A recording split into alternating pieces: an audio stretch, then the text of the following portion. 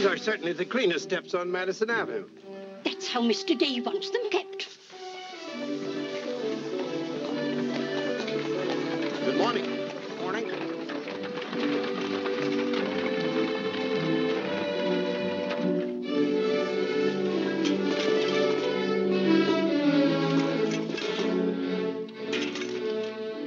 You're new here, aren't you? Just this morning. This is the way Mr. Day gets his milk. Get up.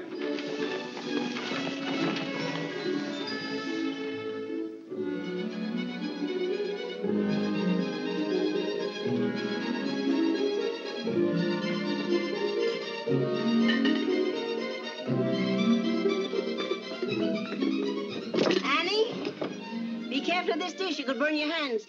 And keep the cover on till you're ready to serve them. Mr. Day likes his muffins hot. I'll do that.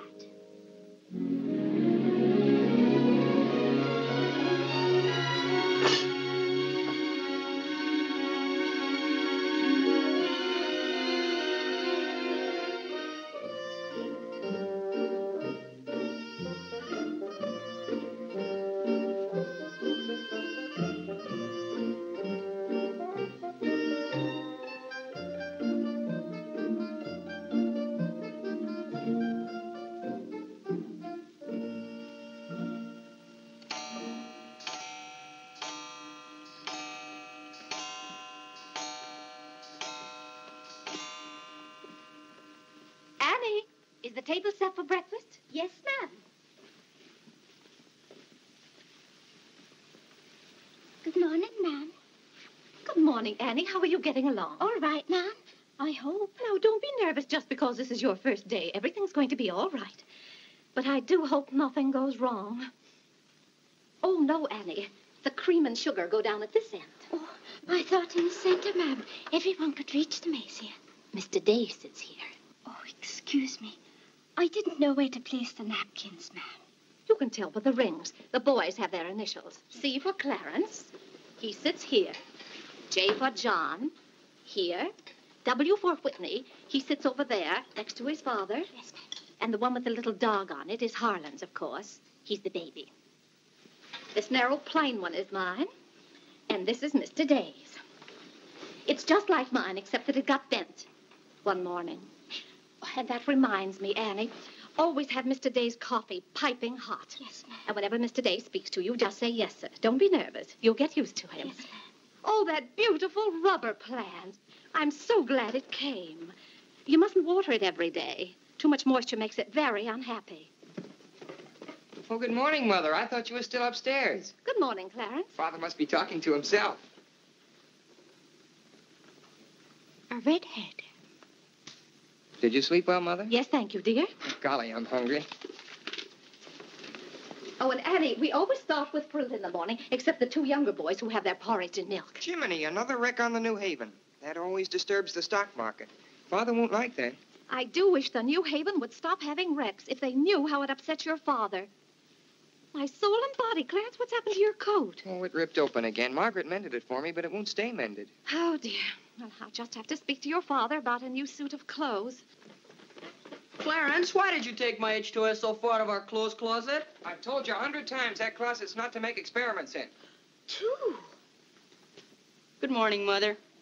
John, have you been making those chemical smells again? No, Mother. I'm making an electric battery. It'll ring a bell and everything. You know your father doesn't like electricity. But, Mother, everything's going to be electricity. Not in this house. Oh, God!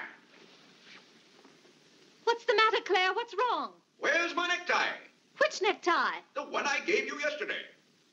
It isn't pressed yet. I forgot to give it to Margaret. I told you distinctly I wanted to wear that necktie today. You've got plenty of neckties. Put on another one right away and come down to breakfast. I don't know what this world's coming to. Mother, may I have my breakfast early? I'm going to play baseball. 3. Whitney, before you leave the house, you have to study your catechism. But, Mother, they're going to let me pitch today. Good morning.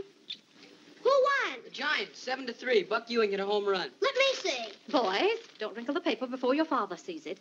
Mother, could you ask me my catechism now? I think I know it. Well, let's see.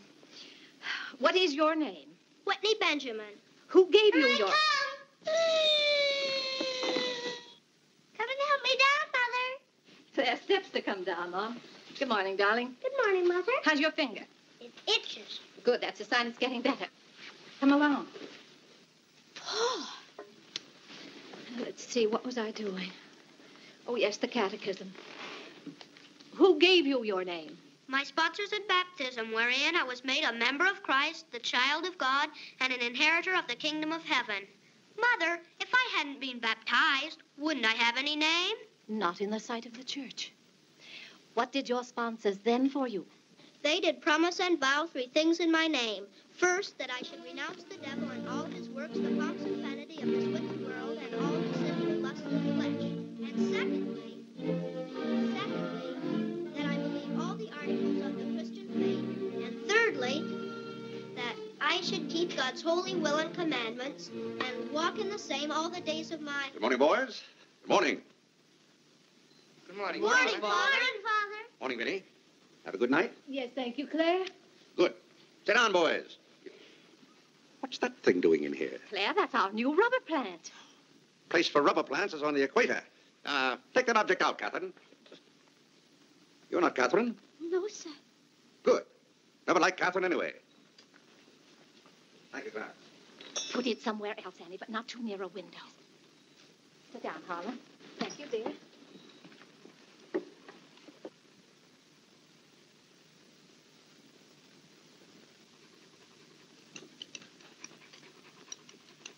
Where did that dog come from? She'll behave, Mother. I've talked to her. What did you say? Claire, that new suit looks very nice. Too blasted tight. You put on a little weight, dear. My way just the same as I always have. Well, Clarence has just managed to ruin the only decent suit he has. I'm sorry, but I'm afraid he'll need a new suit of clothes. Vinnie, Clarence has to learn not to be so hard on his clothes. But, Father, I When you thought... start in Yale in the fall, you'll be completely outfitted. But nothing this summer. Can't I have one of your old suits cut down for me? Every suit I own still has plenty of wear in it. I wear my clothes until they're worn out. Well, if you want your clothes worn out, Clarence can wear them out much faster than you can. Yes, and, Father, you never get a chance to wear yours out. Every time you get a new batch of clothes, Mother sends the old ones to the missionary barrel. I guess I'm just as good as any old missionary.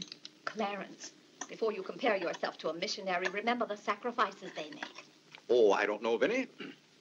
I think my clothes would look better on Clarence than on some Hottentot. Have that dark sack suit of mine cut down to fit you. Oh, thank you, Father. One of Father's suits. Thank you, sir. In return for that, Clarence, I want you to practice more often on your violin. Whitney, don't eat so fast. Well, Father, I'm going to pitch today. But before I go, I have to study my catechism. What do you bother with that for? Because if he doesn't know his catechism, he can't be confirmed. But Vinnie, Whitney's going to pitch today. He can be confirmed any old time. Claire, sometimes it seems to me you don't care whether your children get to heaven or not. Oh, Whitney will get to heaven all right. I'll be there before you are, Whitney. I'll see that you get in. And Whitney, when we get to heaven, we'll organize a baseball team of our own. Good. Be just like you to try and run things up there. Well, from all I've heard about heaven, it seems to be a pretty unbusinesslike place. They could probably use a good man like me. What makes you so sure they'll let you into heaven? Well, if they don't, I'll certainly raise a devil of a row. Claire, I do hope you'll behave when you get to heaven. Now, Vinnie, Vinnie, how many times have I asked you not to engage a maid who doesn't know how to serve properly? Claire, can't you see she's new and doing her best? How can I serve myself when she's holding that platter over my head?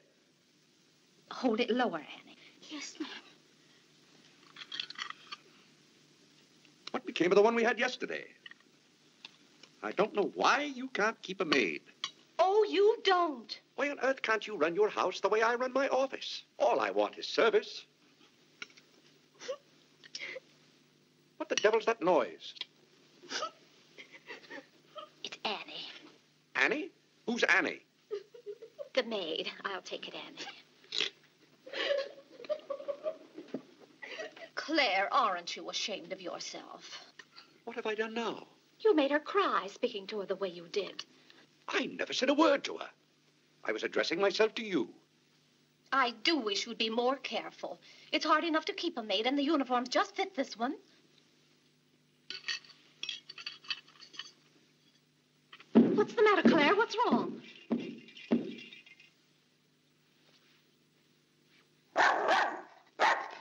What in the name of... Well, Where did you come from? Who do you belong to? She's mine, Father. Her name is Princess. Looks more like a prince to me. What's wanted? Margaret, this bacon's good. Oh, Well, it's good. yes, sir. Harlan, how's that finger? Come here, let me see it. Yes, Father. Ah, yes, that's healing nicely. I guess you'll know the next time that cats don't like to be hugged. It's all right to stroke them, but don't squeeze them. Now go back and finish your oatmeal. I don't like oatmeal. Go on and finish it. It's good for you. But I don't like it. I'll tell you what you like and what you don't like. You're not old enough to know about such things. You've no business not to like oatmeal. It's good. I hate it.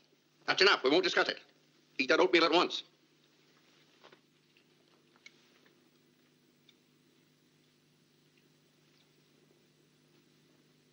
Ah.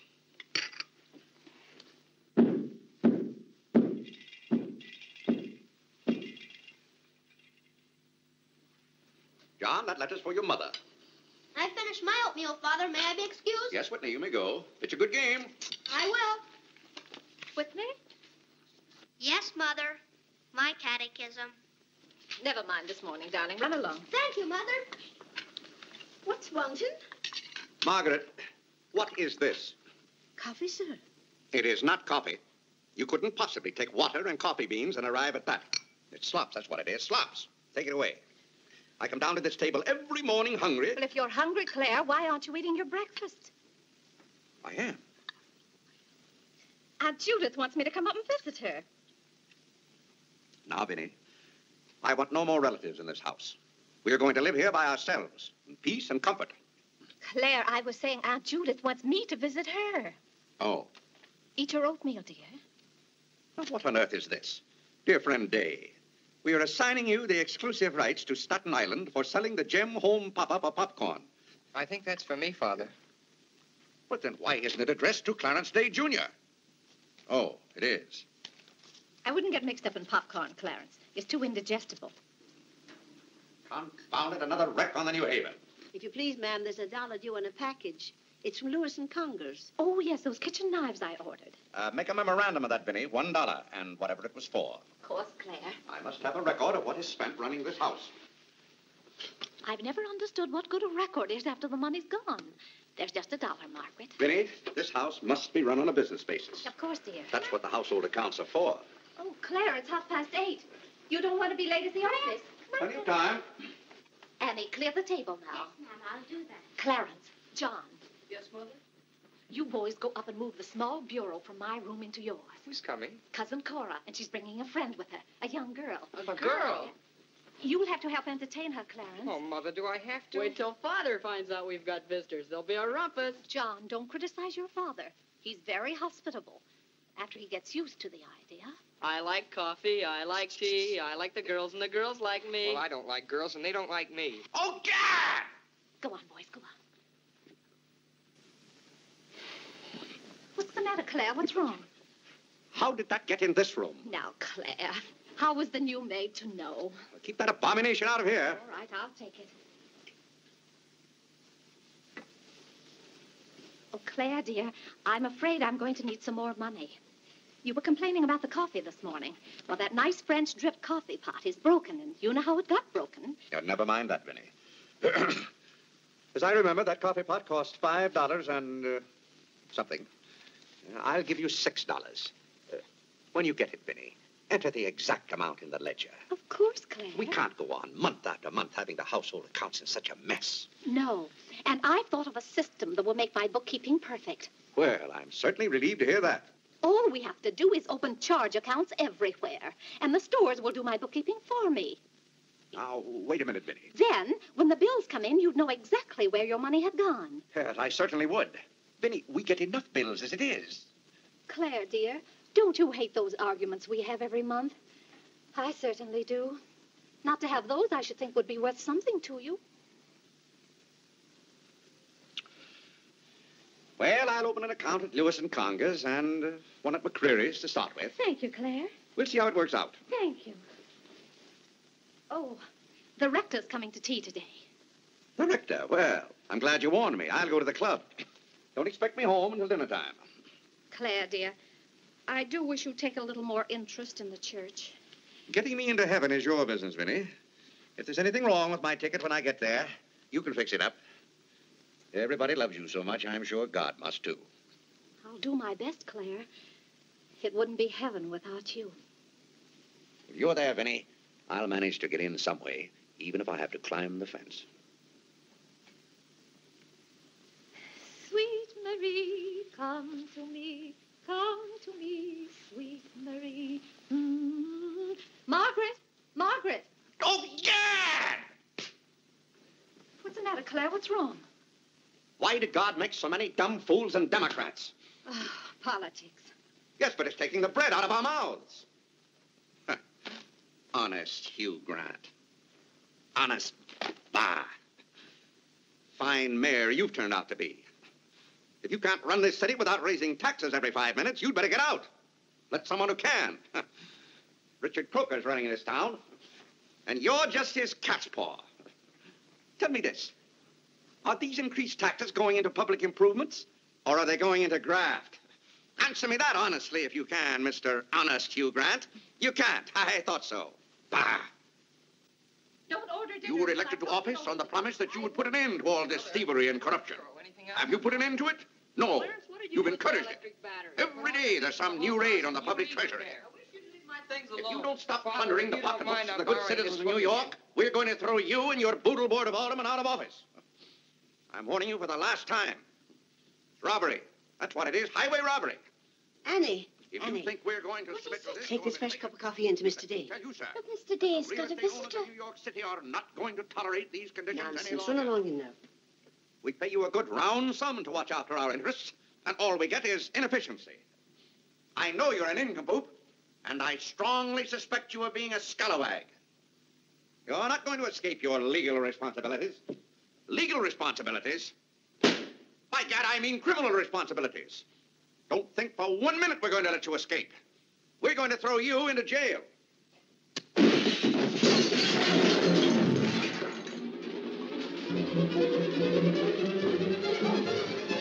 Annie, are you hurt? He can't throw me into jail. Vinnie? Vinnie, why can't I have quiet here in the morning? Claire, what happened? It sounded to me as though that maid dropped a whole tray of dishes. Yes, but what did you say to her? Say to her? I haven't seen her since breakfast. I've got to get to the office. Oh, yes, Claire, you don't want to be late. I'll be home in plenty of time for dinner.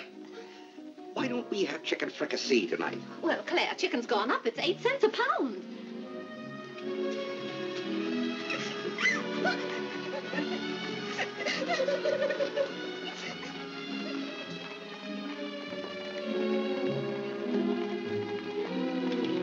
Where the devil's she going, dressed up like that? Claire, you've done it again. How could you? How could I what? Can't you see she's leaving? Dear, I've no time to engage a new maid. We'll have to have dinner out. Dinner out? Nonsense. I'll engage a new maid myself. Claire, you can't. She has to fit the uniforms. I'll have one here in an hour. Goodbye, dear. Bye, Claire.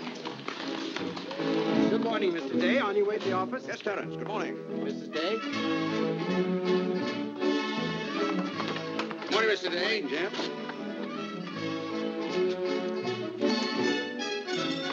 Get here. Get here.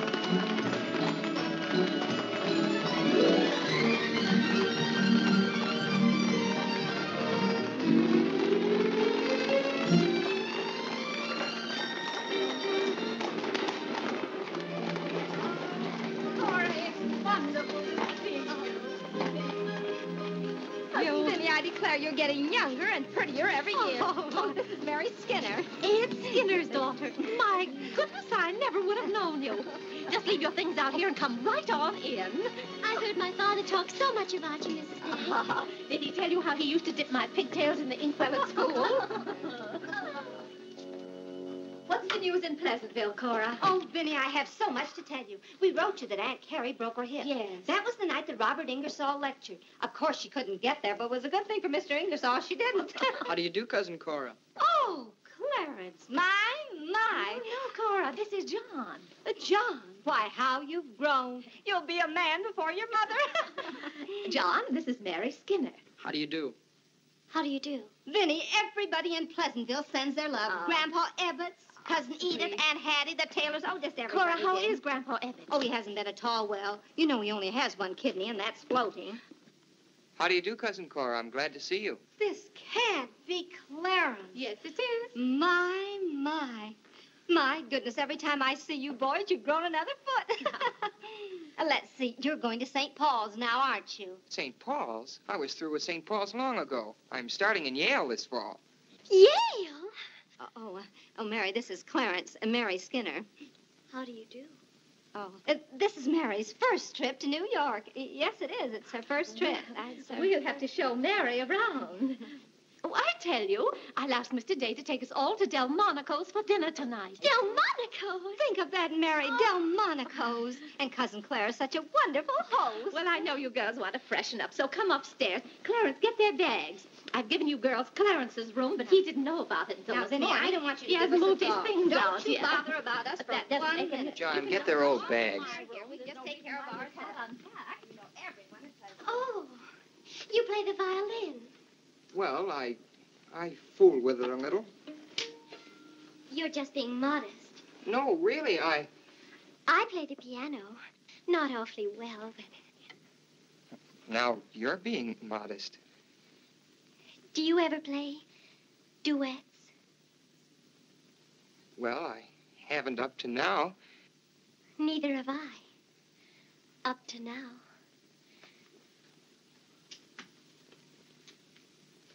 Cora didn't tell me about you. I never met a Yale man before.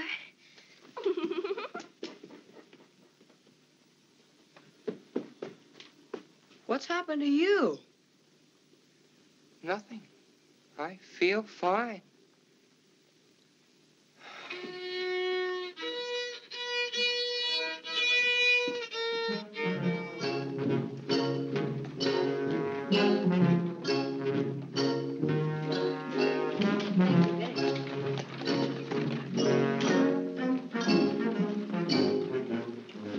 Where do you keep them?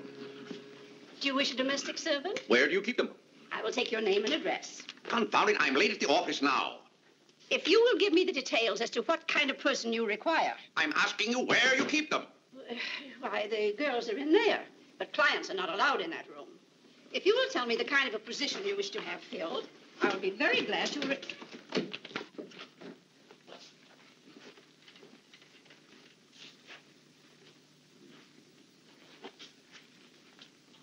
You stand up, please. Sir, this is quite against the rules. I must know what you want the girl for. I'll take that one. What's your name? Hilda, sir. Hilda, you go right over to 420 Madison Avenue. I will, sir. That's all, thank you. Sir, before I can let any girl go from this establishment, I must know the character of the home in which she will be employed. Madam, I am the character of my home. Oh. My duty toward my neighbor is to love him as myself and to do unto all men as They should do unto me. they should do unto me. He really knows it. Well, he's done very well for so young a boy. May I go now? Yes, darling. Thank you, Dr. Lloyd. Not at all. Come on, Harlan. Wait for me. Ah, you and Mr. Day must be very proud of your children. I was hoping I'd find Mr. Day at home this afternoon. Well, he's usually home from the office by this time. Perhaps he's gone for a gallop in the park. It's such a fine day. He's very fond of horseback riding, I believe. Oh, yes. Tell me, has he ever been thrown from a horse? Oh, no. No horse would throw Mr. Day. I just thought he might have had some accident. I notice he never kneels in church. Oh, that's no accident. But I don't want you to think he doesn't pray. He does. Why, sometimes you can hear him all over the house. But he never kneels. Ah, perhaps that's Mr. Day now. I hardly think so. Oh, the devil, I forgot. Claire, you're just in time for tea. I'll send for some hot water. How are you, Dr. Lloyd? It's a great pleasure to have a visit with you, Mr. Day. Mother, Are they back yet? No, Clarence, no. Except for a brief glimpse on the Sabbath, I don't see much of you. Well, Claire, did you have a busy day at the office? Devilishly busy. Claire. A very busy day. Tired out. How a man can get tired just sitting at a desk all day, I don't know. I suppose Wall Street is just as much a mystery to you as it is to me, Dr. Lloyd. No, it's all very clear to me. My mind often goes to the businessman. The picture I'm most fond of is when I envision him at the close of the day's work. I see him pausing in his toil, and it comes over him that all those figures of profit and loss are without importance or consequence. Vanity and dust. Well, I'll be... Claire? Yes, ma'am. Delia, some more hot water, please. Yes, ma'am. Who's that? The new maid. Where's the one I sent this morning? The uniform didn't fit. I like the one I picked out better. Claire, Dr. Lloyd wants to tell us about the plans for the new edifice. The new what? The new church. You knew we were planning to build a new church. Of course, we're going to have to raise a large sum of money. Well, personally, I'm against the church hopping, skipping, and jumping all over the town. So any contribution I make will have to be a small one. The amount everyone is to subscribe has already been decided. Who decided it? After considerable thought, we voted that our supporting members should each contribute a sum equal to the cost of their pew. I paid $5,000 for my pew. Yes, Claire, that makes our contribution $5,000. That's robbery. Do you know what that pew is worth today? $3,000. That's what the last one sold for. I've taken a dead loss of $2,000 on that pew already. Frank Baggs sold me that pew when the market was at its peak. He knew when to get out. And I'm warning you, Vinnie, if the market ever goes up, I'm going to unload that pew. Clarence Day, how can you speak of the temple of the Lord as though it was something to be bought and sold on Wall Street? Now, Mrs. Day, your husband is a practical man. We've had to be practical about the new church. We have all the facts and figures. Oh? What's the property worth where we are now? Oh, let's see. Is it $40,000? I know the figure has a 4 in it. What's the new piece of property going to cost you? I think the figure I heard mentioned was $85,000. Or was it $185,000? Dr. Lloyd, you preach that someday we'll all have to answer to God. We shall indeed. Well, I hope God doesn't ask you any questions with figures in them. Mrs. Day is in the living room. Thank you. It's Cousin Cora. She's passing through town. Oh. Well. Oh, hello. Hello. Hello. Thank you for helping me. Come, Mary. Oh, Vinnie, what a day. We've been in every shop in town. Why, Cousin Claire. Cora! My. You're as welcome as the flowers in May. This is Mary Skinner, Mr. Day. How do you do? I've been telling Mary all about you. She's been dying to meet you. Well, Dr. Lloyd, I want you to meet my favorite cousin, Miss Cartwright. How do you do? do? And this is Mary Skinner. Miss Skinner, Dr. Lloyd. How do you do? How do you do? This seems to be a family reunion. I'll just run along. goodbye, Dr. Lloyd. Goodbye, Miss Cartwright. goodbye. Goodbye. Oh, Clarence, you haven't said how do you do to Dr. Lloyd. Goodbye, Dr. Lloyd. Goodbye, everybody. I'll go to the door with you, Dr. Thank you, Lloyd. and thank you so much for the tea. Those muffins were delicious. And Who did you say this pretty little girl is? She said Skinner's daughter. This is Mary's first trip to New York. Oh, sit down. Have some tea. We had tea downtown. Oh, never mind then. Delia, sit down. Even if you have had tea, you can stay and visit for a while. As a matter of fact, why don't you both stay to dinner? That's all arranged, Claire. Cora and Mary are going to have dinner with us. Fine. Of course, you just have to take potluck. Well, I'd hardly call it pot. Claire, did you know the girls are going to visit Aunt Judith in Springfield for a whole month? Fine. Now, how long are you going to be in New York, Cora? All week. Splendid. We'd hope to see something of you. Well, you certainly will. Cora, did you find anything you wanted in the shop? Oh, I can't wait to show you. Oh, but I'm afraid some of these packages can't be opened in front of Cousin Claire. Shall I leave the room?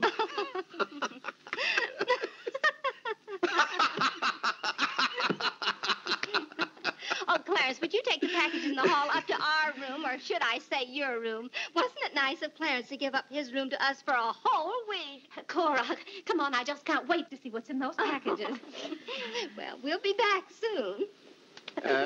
Vinnie, I wish to speak to you before you go upstairs. I'll be down in just a minute, Claire. I wish to speak to you now. I'll be up in just a minute, Cora. It's all right, Vinnie. Come along, Mary.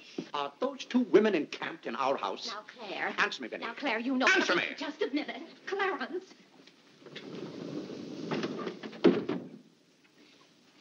Now, Claire, you know you've always been fond of Cora. What has that to do with her planking herself down in my house and bringing hordes of strangers with her? How can you call that sweet little girl a horde of strangers? Why don't they go to a hotel? New York is full of hotels built for the express purpose of housing such nuisances. Claire, two girls alone in a hotel? Why, who knows what might happen to them? All right, then put them on the first train. They want to roam with the gypsies? Lend them a hand. Keep them roaming. But, Claire, they're just staying in that little room of Clarence's. The trouble is they don't stay there. They stay in the bathroom.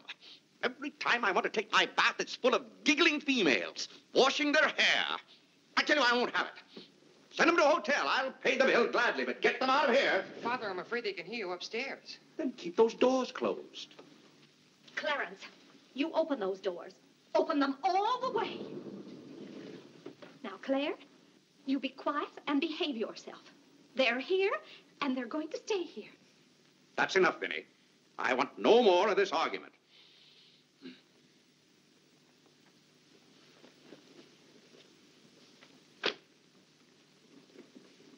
Oh, what I don't understand is why this swarm of locusts always descends on us without any warning. Oh, thunder.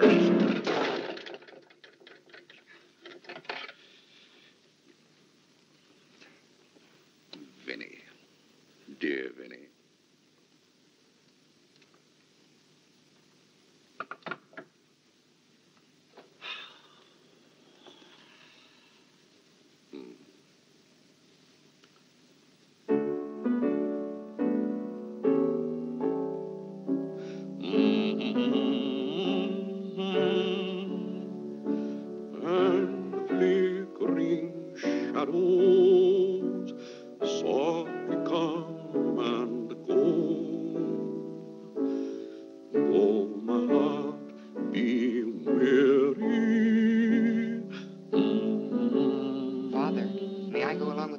Delmonico's? What's that, Delmonico's? You're taking Mother, Cousin Cora, and Miss Skinner to Delmonico's for dinner tonight. Oh, Gad! I won't have it. I won't have it. I will not have my life arranged for me. I bought this house for my own comfort. I will not submit myself to this indignity. Now, Claire, what's the matter? I won't stand it. By heaven, I won't stand it. Clarence. Do I understand that I am not permitted to have dinner in my own home? Claire, a little change will do you good. I have a home to have dinner in, and any time I can't have dinner at home, this house is for sale. Well, Claire, you can't have dinner here tonight because it isn't ordered. And besides, Cora and Mary want to see something of New York. Well, that's no affair of mine. I am not a guide to Chinatown and the Bowery. Oh, Mr. Day, I just love your house. I could live here forever.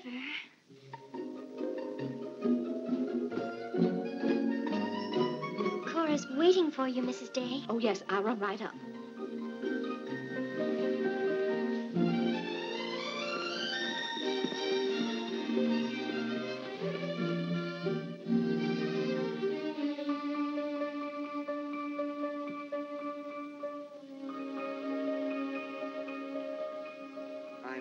Glad you like our house, Miss Skinner.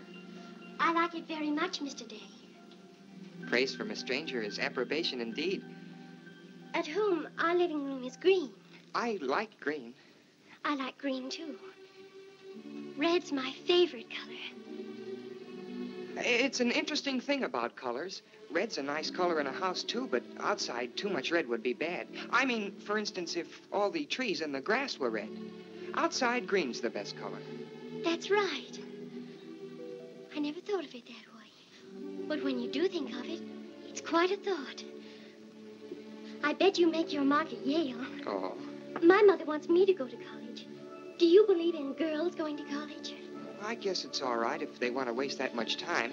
Before they get married, I mean. I'm glad you're fond of music, Mr. Day. Oh, hello. Look, a new youth companion.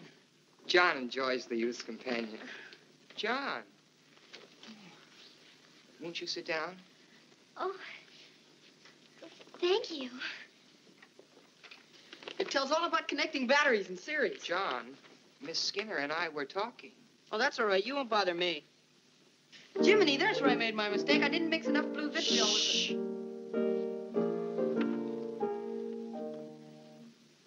Oh, don't stop. Can you play that? I'm afraid not. Can you play Sweet Genevieve? That's my favorite. Not without my music. Hymns are nice, don't you think? I like this one.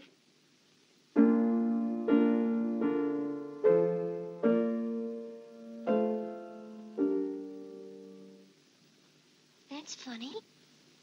The words are the same, but it's the wrong tune. Oh, it can't be the wrong tune. We sing it exactly that way in church. We don't sing it that way in the Methodist church. You see, we're Methodists. Oh, that's too bad. Oh, I don't mean it's too bad that you're a Methodist. Anybody's got a right to be anything they want, but what I mean is we're Episcopalians. Yes, I know. Anyway, the words are the same. Shall we begin?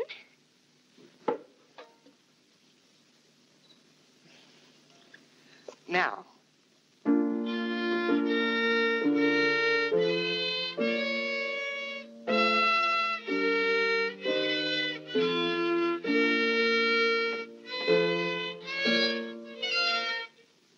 Oh, dear.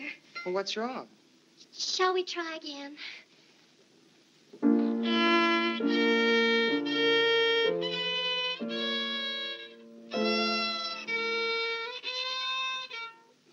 It must be my fault. Oh, no, it's my fault. No, you're the Episcopalian.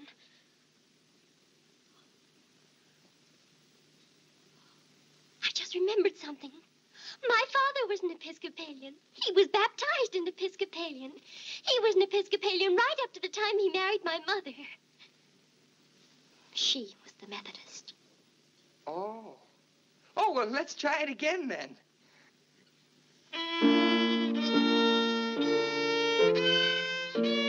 Well, Clarence, if you're going to Delmonico's with us, you'd better get dressed. Am I going to? Jiminy! Thank you, Father. Be ready in just a minute, Mother. Vinnie, that young lady looks about the same age you were when I came out to Pleasantville to rescue you. Rescue me? You came out there to talk me into marrying you. It worked out just the same. Ah.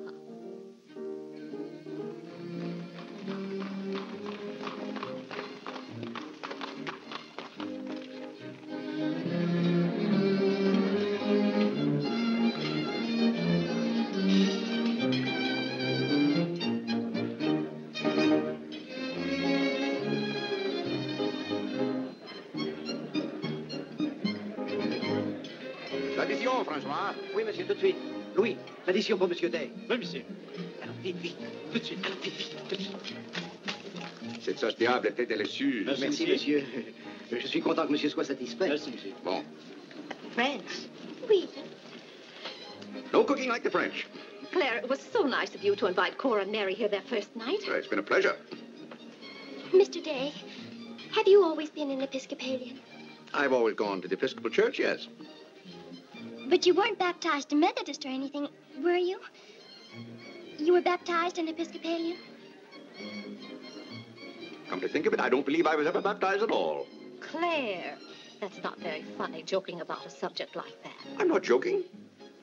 I remember now, I never was baptized. Claire, that's ridiculous. Everybody's baptized. What? I'm not. No one would keep a little baby from being baptized. You know father and mother, free thinkers, both of them. They felt their children should decide those things for themselves. But, Claire...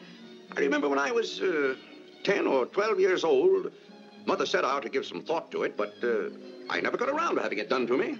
Claire, do you know what you're saying? Yes, I'm saying I've never been baptized. Then something's got to be done about it right away.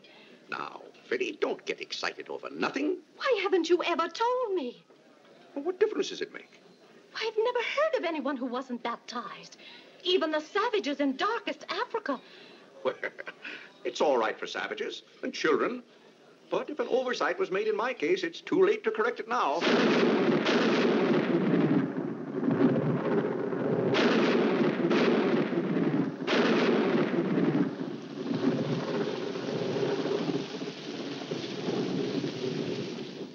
But if you're not baptized, you're not a Christian. Why, confound it, of course I'm a Christian. A mighty good Christian, too.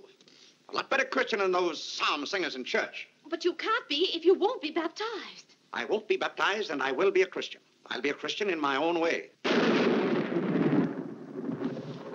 Claire, don't you want to meet us all in heaven? Of course. And I'm going to. But you can't go to heaven if you're not baptized. Ah, that's a lot of folderol. Clarence Day, don't you blaspheme like that. You're coming to church with me before you go to the office in the morning and be baptized then and there. Vinnie, don't be ridiculous. If you think I'm going to stand there and let Dr. Lloyd splash water on me at my age, you're mistaken. No, I'm sleepy. Good night, Vinnie.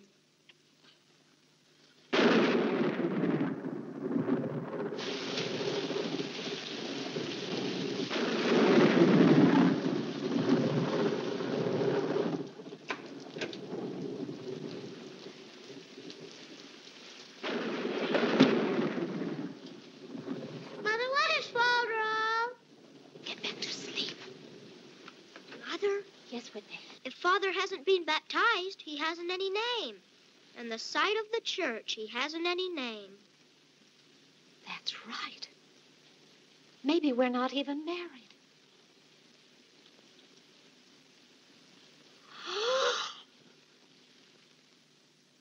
We, thine unworthy servants, do give thee most humble and hearty thanks for all thy goodness and loving kindness to us and to all men.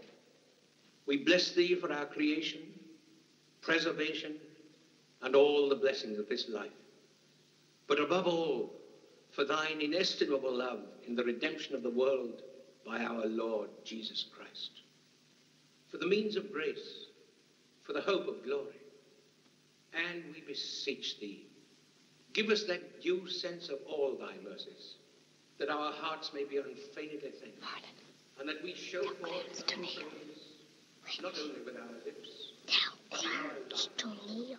by giving up ourselves to thy service, to kneel. and by walking before thee in holiness and Mother says kneel. all our days.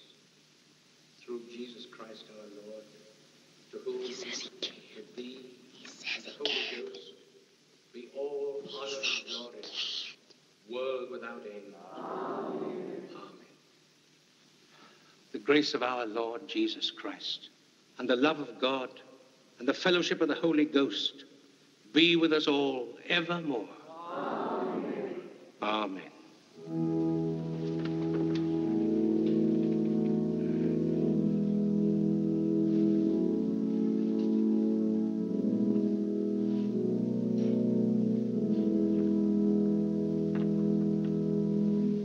And so, my friends, what comfort and security it gives us when we have reached the age of understanding to know that the rite of baptism has not been neglected in our infancy or youth. Can you imagine any man who has reached maturity with the knowledge that he had never been baptized, failing to hasten to the holy font that his soul might be saved? As it says in the baptismal office, except a man be born of water and of the Spirit, he cannot enter into the kingdom of God. He that believeth and is baptized shall be saved, but he that believeth not shall be damned. What's that follow up to? He can't be. Which also showeth us the great benefit we reap thereby. Tell Father. Shh. He that is baptized Tell Father. showeth great benefit. Tell Father. Shh. But he that believeth Tell not Father. Shh. cannot enter into the kingdom of God. Father says. Shh. For the promise is to you and to your children. Doubt ye not, therefore, but earnestly believe.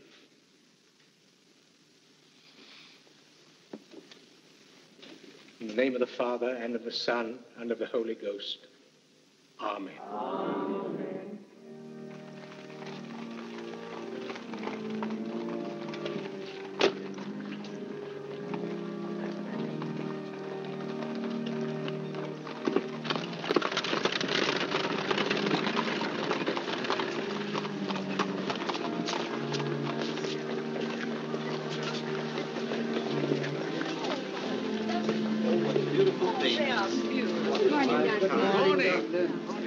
This is William Tyler Wickersham.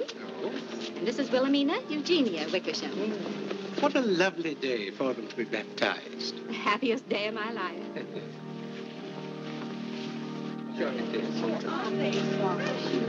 Lovely, sir. Thank you, Mrs. Dale.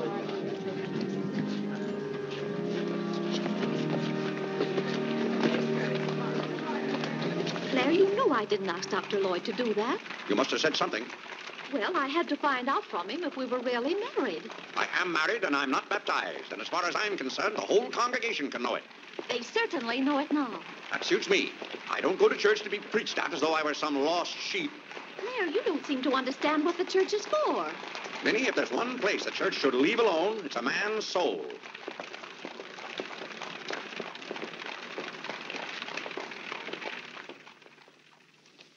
Well, he's going to be baptized, Cora. You mark my word.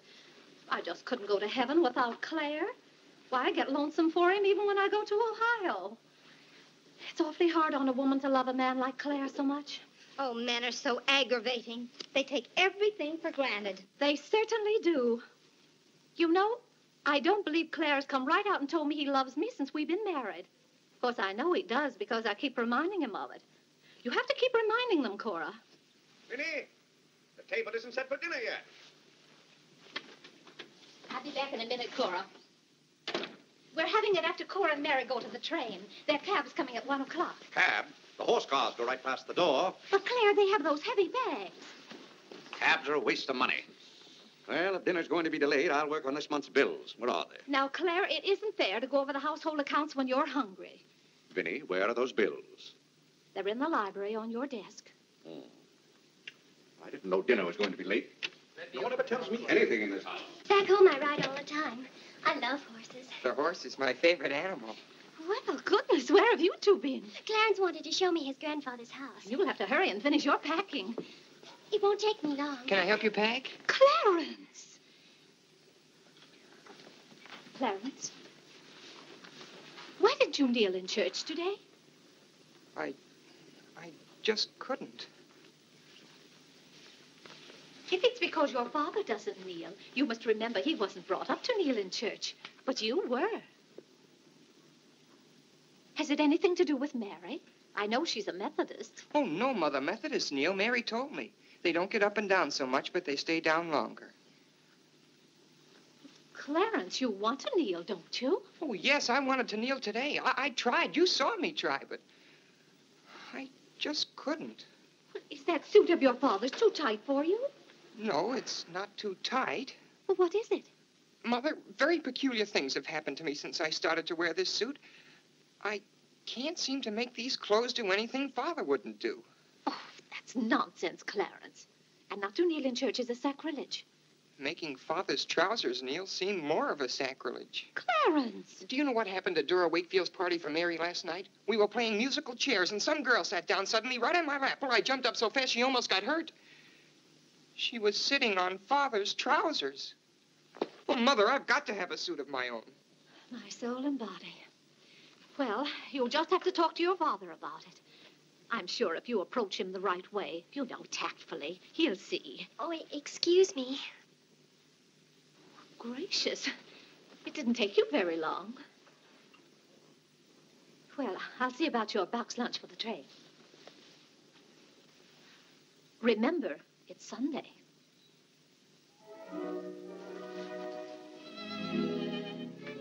I was hoping we could have a few minutes together before you left. Cora had so much to do, I wanted to get out of her way. Well, didn't you want to see me? I did want to tell you how much I've enjoyed our friendship. Oh, hello. Mother told us to sit in the living room till dinner's ready. Not on the best sofa. Hello. Hello. Have you ever been out on our porch? Oh, yes. Well, let me show it to you. It's awfully hard to grow up in a family with children. My, I've never known a week to pass so quickly. Why, Yes? Yes? You're going to write me when you get to Springfield, aren't you? Of course. If you write me first. But you'll have something to write about, your trip and Aunt Judith and how things are in Springfield. You write me as soon as you get there. Maybe I'll be too busy. Maybe I won't have time. Well, you find the time. Let's not have any nonsense about that. You'll write me first, and you'll do it right away, the first day. How do you know I'll take orders from you? Well, I'll show you. Give me your hand. Why should I? Give me your hand, confound it. What do you want with my hand? I just wanted it. What are you thinking about? I was just thinking. About what? I was hoping you'd write me first, because that would mean you liked me. Well, what's my writing first got to do with liking you? You do like me then. Of course I do. I like you better than any girl I ever met. But you don't like me well enough to write first. Well, I don't see how one thing's got anything to do with the other. But a girl can't write first because she's a girl. Well, that's nonsense. If a girl has something to write about and a fellow hasn't, there's no reason why she shouldn't write first. You know, the first few days I was here, you'd do anything for me. And then you changed. You used to be a lot of fun. Then all of a sudden you turned into an old sober sides. Why, you even dress like an old sober sides. What's the matter? I just happened to remember something. What? Oh, I know. It's because this is the last time we'll be together. Mary, please. But, Clarence, we'll see each other in a month when I come back. Oh, Clarence, please write me first, because that'll show me how much you like me. Please.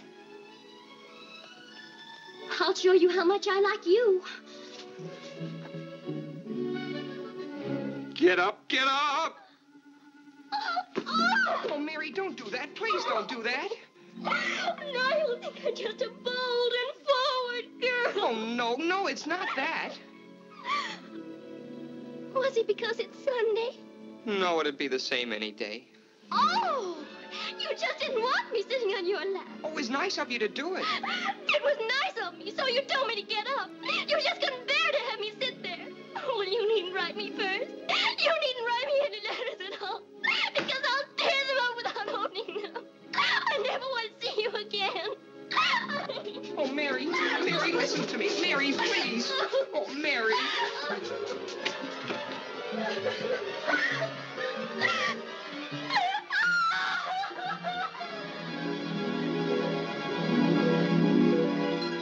Clarence! Yes, Father? That young lady's crying. She's in tears. What's the meaning of this? I'm sorry, Father. It's all my fault. Nonsense. What's that girl trying to do to you? Well, no, she wasn't. It was... Well, whatever the quarrel was about, Clarence, I'm glad you held your own.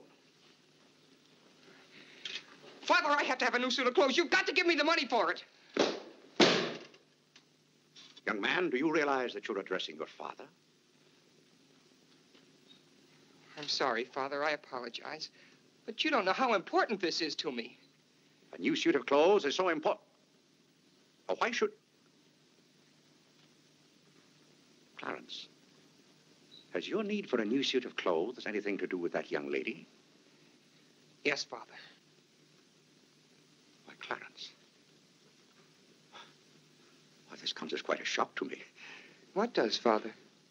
For your being so grown up. Still, I might have known if you were going to college this fall. Yes, you're at the age when you'll be meeting girls. Clarence, there are things about women that I think you ought to know. Sit down.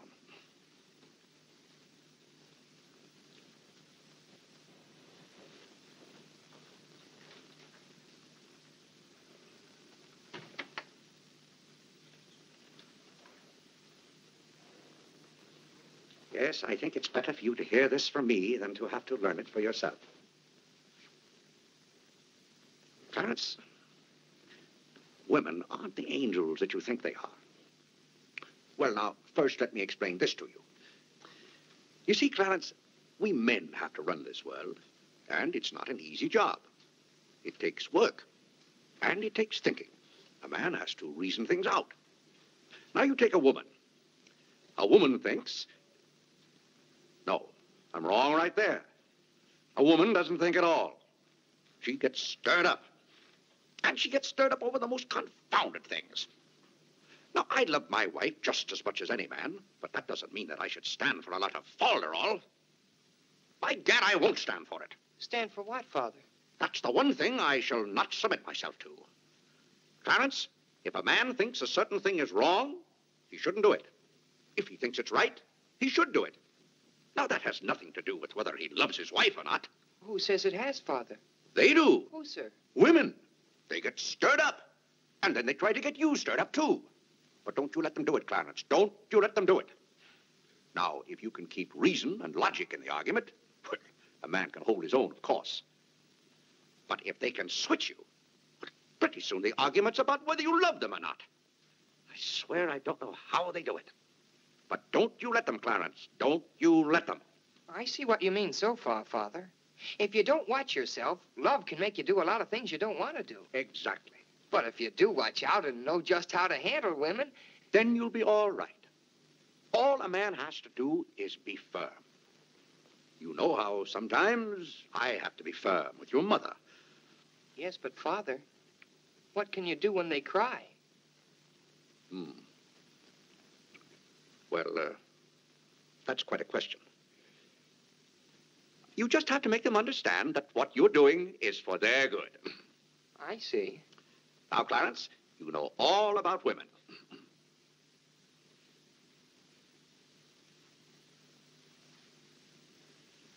But, Father... Yes, Clarence? I thought you were going to tell me about... About what? About women. Clarence, there are some things gentlemen don't discuss. I've told you all you need to know. The thing for you to remember is be firm.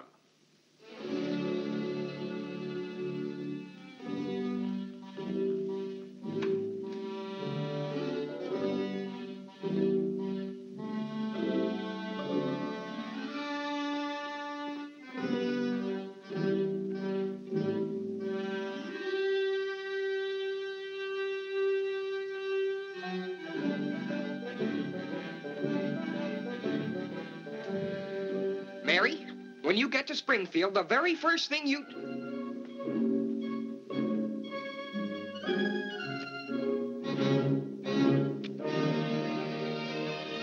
Oh, God! What's the matter, Claire? What's wrong? Sit down, Vinnie. Oh, Claire, Cora and Mary are leaving any moment Sit down. now. Vinnie, you know I like to live well, and I want my family to live well. But this house must be run on a business basis. I must know how much money I'm spending and what for. For instance, if you recall, a week ago, I gave you $6 to buy a new coffee pot. Yes, because you broke the old one. You threw it right on the floor. I'm not talking about that. Now, I find here It among was my... a pity to break that nice coffee pot, Claire. It was imported from France, and that little shop has stopped selling them. But what has that They to... said the tariff wouldn't let them, and that's your fault because you're always voting to raise the tariff. The tariff protects America against cheap foreign labor. Now, this bill... The tariff does nothing but put up the prices, and that's hard on everybody, especially the farmer. Vinnie, I wish to heaven you wouldn't talk about matters you don't know anything about. I do, too, know about them. Miss Gulick says that every intelligent woman should have some opinion Who, about... may I ask, is Miss Gulick? She's the current events woman I told you about, and the tickets are $1 every Tuesday. Do you mean to tell me that a pack of idle-minded females pay $1 apiece to hear another female gabble about the events of the day? Listen to me if you want to know anything about the events of the day. But you get so excited, Claire. And besides, Miss Gulick says that our president, whom you're always belittling, prays to God for guidance. Vinnie, what happened to that $6? What $6? I gave you $6 to buy a new coffee pot. Now I find that you apparently got one at Lewis and Conger's and charged it. Here's the bill. One coffee pot, $5. So you owe me $1 and you can hand it right over. I'll do nothing of the kind. What did you do with that $6? Well, Claire, I can't tell you now, dear. Why didn't you ask me at the time? I give up. Wait a minute. I spent $4.50 for that new umbrella. Now we're getting somewhere. One umbrella, $4.50. And that must have been the week I paid Mrs. Tobin for 2 extra days washing. Mrs. Tobin. That's $2 more. That $2. makes $6.50, and that's another 50 cents you owe me. I don't owe you anything. What you owe me is an explanation of where my money's gone. I do the best I can to keep down expenses. You know yourself, Cousin Phoebe spends twice as much as we do. Don't talk to me about your cousin Phoebe. You talk about your own relatives enough. That's not fair, Vinnie. When I talk about my relatives, I criticize them. I can't even speak of Cousin Phoebe. You can speak of her all you want to. But I won't have Cousin Phoebe or anyone else dictating to me how to run my house. I didn't say a word about her dictating. Claire, you know she isn't that. You said... Well, I don't know what you said now. You never stick to the point. Now, we're going over this account book, item by item. I find here a bill for $38. I don't know what you expect of me. I tire myself out chasing up and down those stairs all day long, trying to look after your comfort, to bring up our children. I do the mending and the marketing. Now you want me to be an expert bookkeeper, too.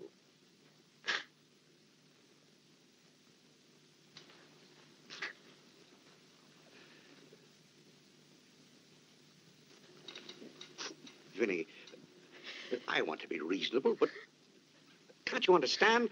I'm doing all this for your own good. Oh. Well, I suppose I'll have to go ahead just paying the bills and hoping I've got enough money in the bank to meet them. But it's all very discouraging. I'll try to do better, Claire. Well, that's all I'm asking. Well, I'll make out the checks and sign them. But maybe I haven't any right to sign those checks since in the sight of the Lord I haven't any name. That's right. Claire, to make those checks good, you'll have to be baptized right away. Vinnie, the bank doesn't care whether I've been baptized or not. Well, I care. And no matter what Dr. Lloyd said, I'm not sure we're really married.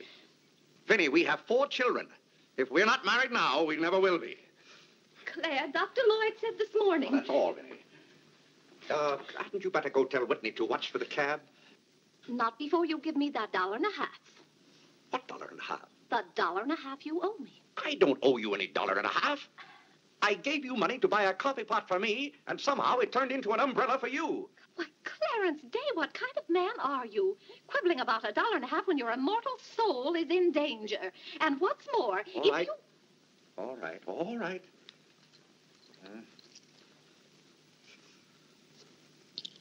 Thank you, Claire. Now the accounts are all straight again.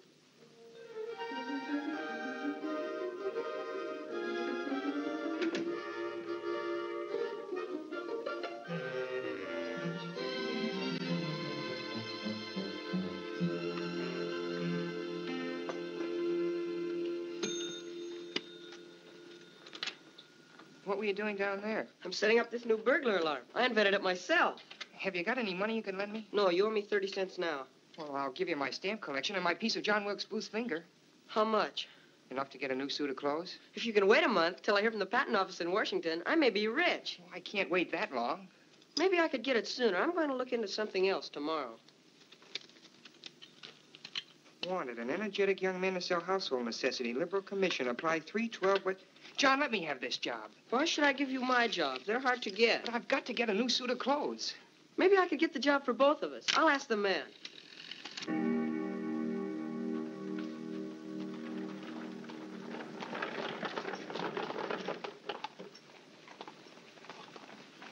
The cab's here, Father. Oh, thank you, Whitney. Vinnie, Cora, the cab's here. John, go up and get their bags. Yes, sir. Here's the lunch for the train, sir. Take it out to the cab. Who's that one? It's Ellen. Delia left yesterday.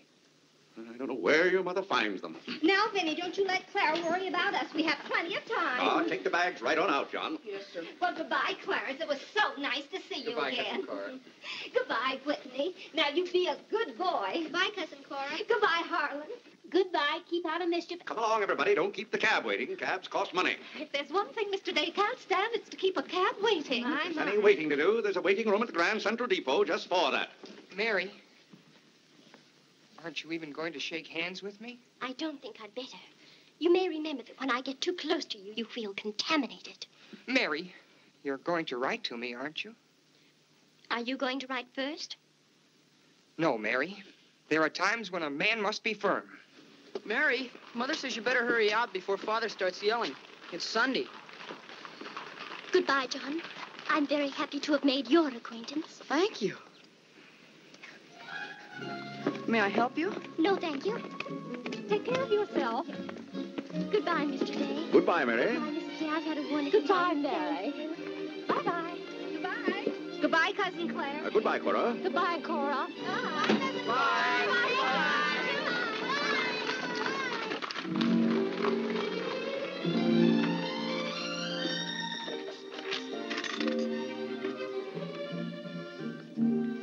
Dear Mary. My duty toward my neighbor is to love him as myself and to do to all men as I would they should do unto me. Has Father gone to the office yet? Come on, let's go to the ball field. I've got to guard this box till John comes back. It's his burglar alarm. It wouldn't work, so he fixed it. We're going to put it back in the dining room after Father goes to the office. Are there burglars around? Everywhere. Oh. To love, honor, and succor my father and my mother. Why do you have to learn that? Because if I don't, I'll go to hell. Father's going to hell. He is not. Yes, he is, because he isn't baptized. He'll go to hell and burn for 1,000 years. He won't. He won't. He'll be in a lake of fire and brimstone, and 1,000 devils with pitchforks will be poking at him. No, Mother, don't let me. Father will hear you. No, I don't. Oh, come on, you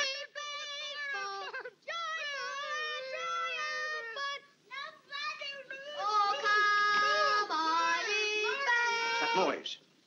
Just singing, Father. You boys be quiet. You know your mother isn't feeling well. Yes, Father.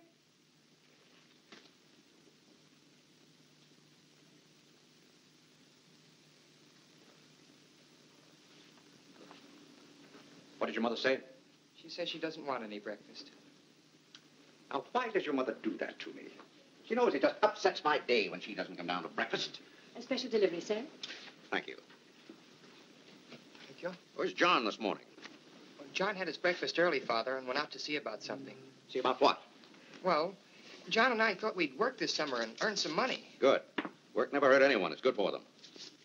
But if you're going to work, work hard. King Solomon had the right idea about work. Whatever thy hand findeth to do, Solomon said, do thy doggonedest. Well, I don't understand this at all. Here's a letter from some woman I never even heard of. Oh, Father. Oh, Gad! What is it, Father? This woman claims that she sat on my lap and that I didn't like it. Huh. What's that word? No, that one down there. It looks like curiosity. Oh. I only opened your letter as a matter of curiosity. Yes, go on. Why, this gets worse and worse. It just turns into a lot of sentimental, lovey-dovey mush. If this is someone's idea of a practical joke. What's the matter, Claire? What's wrong? Nothing wrong. Just a fool letter. How are you feeling, Vinnie? I thought you needed me. If you don't, I'll go back to bed. Oh, no. Come sit down and get some food in you. Do you good. Build up your strength. Yeah, here, sit down. Here, what's this one's name? Nora. Nora, get Mrs. Day some bacon and eggs. No, Nora. No, bring me a cup of tea up to my room. Yes, ma'am. Oh, Vinnie, it's just weak to give in to an ailment. I notice when you have a headache, you yell and groan and swear enough. Well, that's to prove to the headache that I'm stronger than it is. I think I've caught some kind of germ. Some of my friends have had to send for the doctor. The doctor? Oh, poppycock. But, Claire, dear, when people are ill, you have to do something. Certainly I have to do something. Cheer them up. That's the way to cure them. How would you go about cheering them up? I? Oh, I'd tell them, bah.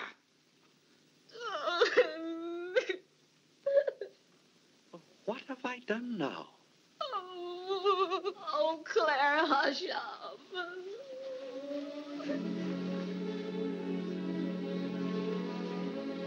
Vinnie, I didn't mean to upset you.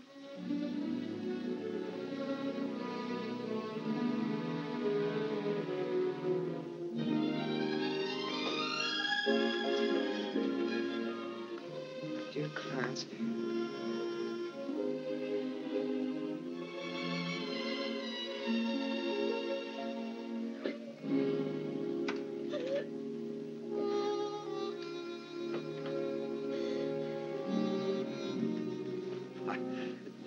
I was just trying to help you. You know, when you take your bed, I have a confounded lonely time around here. So when I see you getting it into your head that you're not feeling well, I want to do something about it. But just because some of your friends have given into this, no reason why you should imagine you're ill. Claire, stop. Get out of this house and go to your office.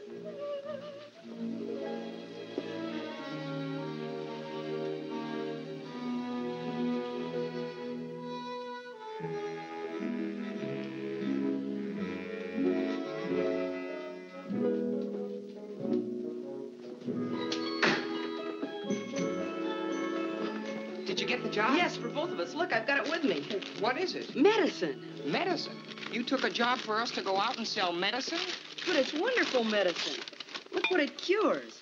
A sovereign cure for colds, coughs, catarrh, asthma, quinsy, and sore throat. Poor digestion, summer complaint, colic, dyspepsia, heartburn, and shortness of breath. Lumbago, rheumatism, heart disease, giddiness, and women's complaints. Nervous prostration, St. Vitus dance, jaundice, la grippe, proud flesh, pink eye, seasickness, and pimples. It's made from a secret formula known only to Dr. Bartlett. We get 25 cents commission on every bottle we sell, and he's giving us the territory of all Manhattan Island.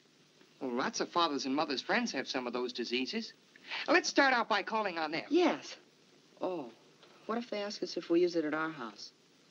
Oh, yes, it would be better if we could say we did. Excuse me?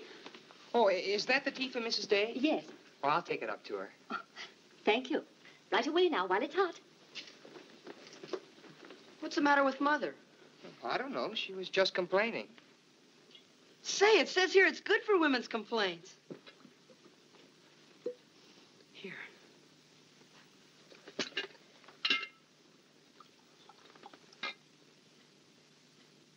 Yes, sir. Chesapeake and Ohio and 8. New York Central, 3/4. I'd like to see Mr. Day about those Morris and Essex bonds. Today's very busy this morning. You'll have to wait.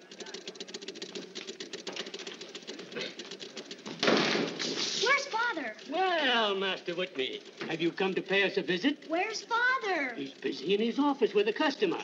Master Whitney! But, Mr. Day, the president of the firm is... Father, you have to come home right away. What's the meaning of this? Who sent you down here? Your mother? No, sir. Mother's ill. She's terribly ill. Did the doctor send you for me? No, sir. It was Margaret. Margaret? Margaret says you're to come home right away and no nonsense. Perkins, go down and stop the first cab you see. A cab, sir? For you, Mr. Day? Yes, I want a cab, and no nonsense. Yes, sir. I'm sorry, Mr. Hopkins.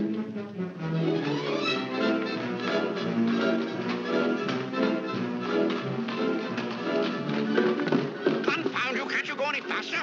All right. Get up. Get up there, do you hear me? Get up!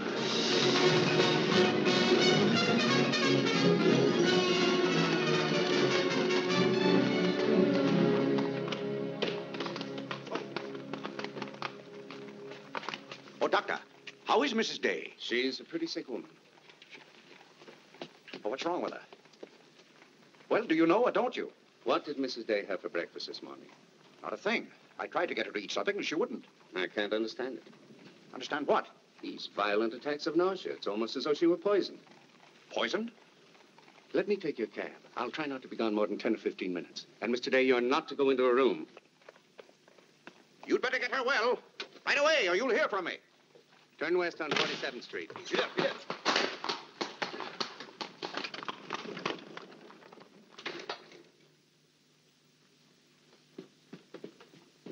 How is Mother? I don't know. Well, she better be good and sick, or Father may be mad at me for getting him up here, especially in a cab. Has your father come? Yes, just now. Where are you going, Margaret? I have to go for the minister.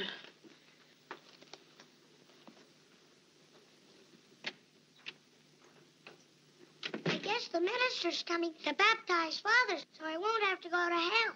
You can't be baptized in a house. You've got to have water. We have lots of water. Not the right kind.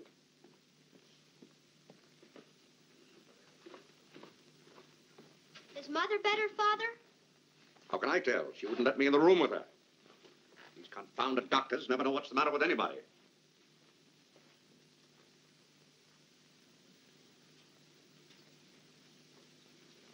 Father, Yes? Mother's going to get well, isn't she? Of course she's going to get well. Father, may we come in? It's lonesome without Mother. Yes, it is, Harlan. It's lonesome. Come in, boys.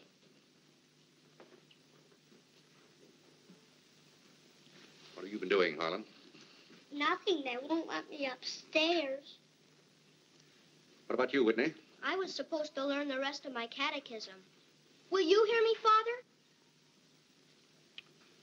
Yes, Whitney, I'll hear you. Start here. How many parts are there in a sacrament? 2, the outward visible sign and the inward spiritual grace.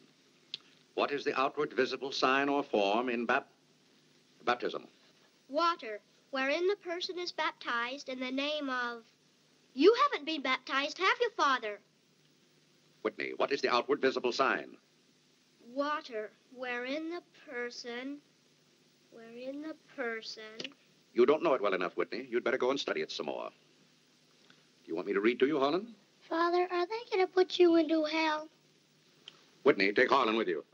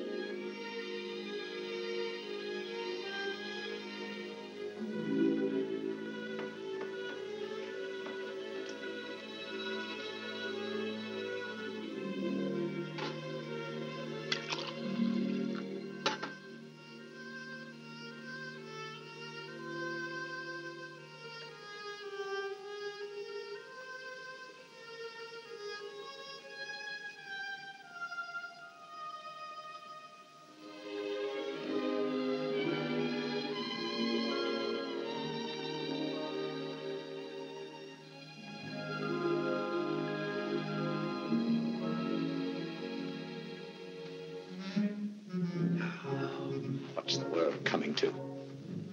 Everybody's sending for the doctors. Doctors don't do you any good.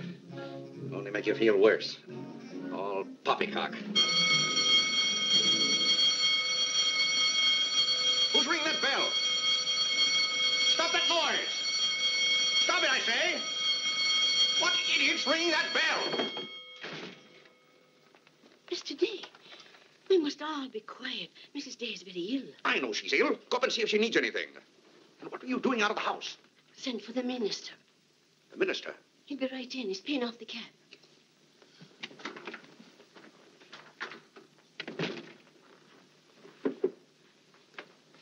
I was deeply shocked to learn the serious nature of Mrs. Day's illness. Will you take me up to her? She's resting now. She can't be disturbed. The doctor will be back in a minute. Mrs. Day has been a tower of strength in the parish. Everyone liked her so much. Yes, she was a fine woman. I wish to heaven you wouldn't talk about Mrs. Day as if she were dead.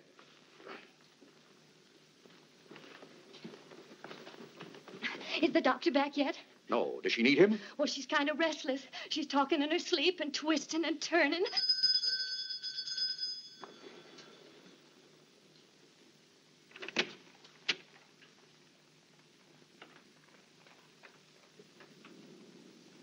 Well, Doctor, it seems to me that was a pretty long 10 minutes. See here, Mr. Day, if I'm to handle this case... How can you handle it if you're out of the house? Who is this? It's Dr. Summers. How do you do? I felt that Mrs. Day's condition warranted my getting Dr. Summers here as soon as possible for consultation. I hope that meets with your approval. Why, yes, of course. Anything that can be done. Upstairs, Doctor. Pardon me.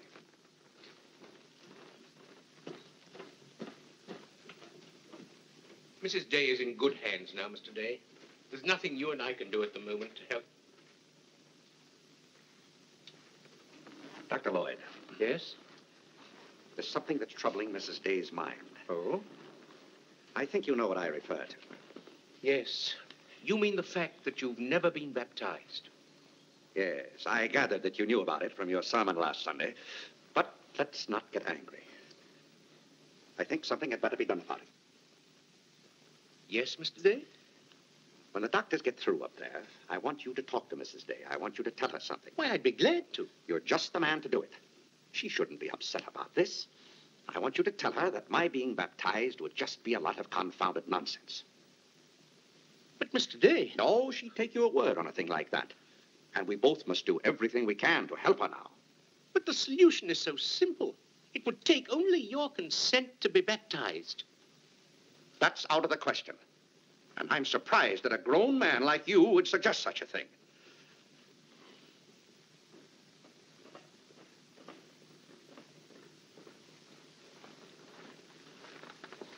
Well, Doctor, how is she? What have you decided? Is there a room we could use for our consultation? Well, yes, my library. Doctor. Dr. Summers, this isn't serious, is it? After we've had our consultation, we'll talk to you, Mr. Day. But surely... Rest assured, Dr. Summers will do everything that is humanly possible. We'll try not to be long.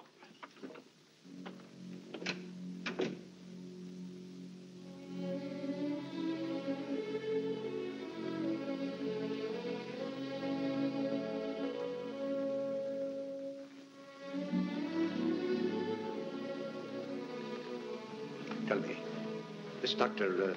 Summers, he's very highly thought of, isn't he? Oh, yes. Well, if Vinnie is seriously... If anyone could help her, he could. Don't you think? Very fine physician. But there is a greater help, ever present in the hour of need. Let us turn to him in prayer. Let us kneel and pray.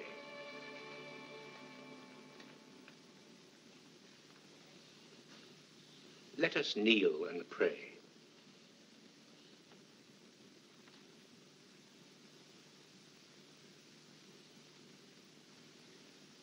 O Lord, look down from heaven.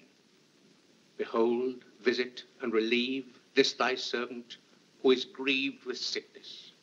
Have mercy on her, O Lord. Have mercy on this miserable sinner.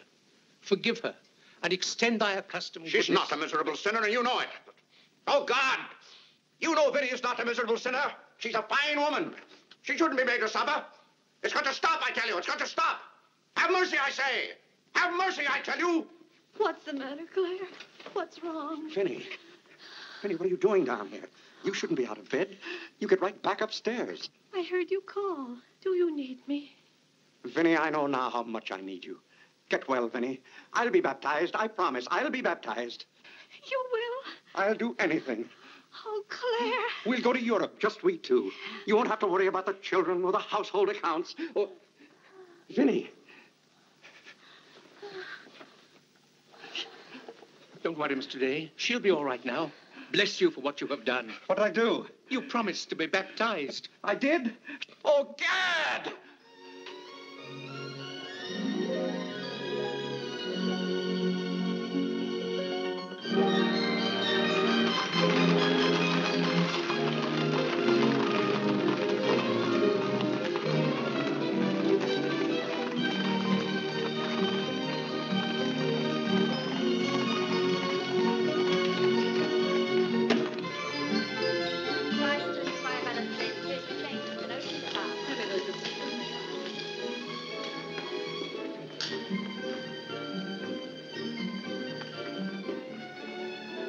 Isn't it drafty here, Mother? Shall I get your coat, Mother? The No, doctor said thank you you. mustn't take cold. I'm quite comfortable, thank you. Come on now, let's stay together. Holland, don't you get lost again. Aren't the hats lovely this year? Ostrich feathers. You wouldn't wear that hat, would you, Mother? I think that's very pretty. I think they're all pretty. Oh, I do need some pink silk thread. Oh, isn't this applique beautiful? Just arrived from Paris, madam. It's charming. What are you looking for, Mother? Oh, I'm just shopping. I think I'll just take a plain one, but this is the very latest. We've only had them in a few days. Remember, Mother, this is your first day out. You mustn't get too tired. No, I'm saving myself, dear. I have to. Cousin Cora's coming tomorrow. She is? Does Father know about it? Not yet. Is Mary coming too? Yes, dear. Hiram, don't touch things. I'll bet you knew it. No, Look, honest, Mother, I just didn't. like Father's. Not tomorrow. Yes, it is, isn't Aren't it? the sleeves a little long? Exactly fits well like across the yours. shoulders. Come on now, Harlan. Now, take about my the hand. sleeve. Don't get lost again. Do we have any more of this material? Yes, we do. Dora, Thank don't you. like you to touch things. This one is genuine imitation Dresden. The original design by Duryea. John, isn't this the darlingest thing? It's exactly what I've always wanted. How much is this lovely pug dog? $15, ma'am. $15? Gee whiz, Mother. We can buy a real-life bloodhound for $5. Oh, isn't he perfectly adorable? Oh, I shouldn't. I know I shouldn't. Mrs. Day! Oh, Mrs. Whitehead. How nice to see you. Are you quite recovered? Almost. This is my first day out. We've missed you at the church. You remember Mr. Morley? How do you do, Mrs. How do you do? Mr. Morley preached the Sunday Dr. Lloyd was ill. Oh, yes. I can't tell you how much I enjoyed your sermon. Even my husband enjoyed your sermon. We've just come from the board meeting of the foreign missions. I'm taking Mr. Morley home to lunch. I had to drop in here to pick up a purchase. I won't be a minute. Is your parish in the city? Yes, it's on the outskirts. My church is in Audubon Park. Oh, way up there. Oh, are you acquainted in Audubon Park? No, I don't believe we know a soul there. Mr. Morley, would this be possible? My husband, Mr. Day. If we lower the collar, it'll be a very fine fit. You won't find a better suit of clothes in the city for $15. Oh, it's not the price. It's the money. Thank you for holding it for me. Welcome. Goodbye, Mrs. Day. I hope we meet again soon. Goodbye. It was very pleasant meeting you again. I think it was divine providence. I shall be delighted to be of service. Goodbye, Mr. Morley. Goodbye. May I work it? Oh, no, it's against the rules.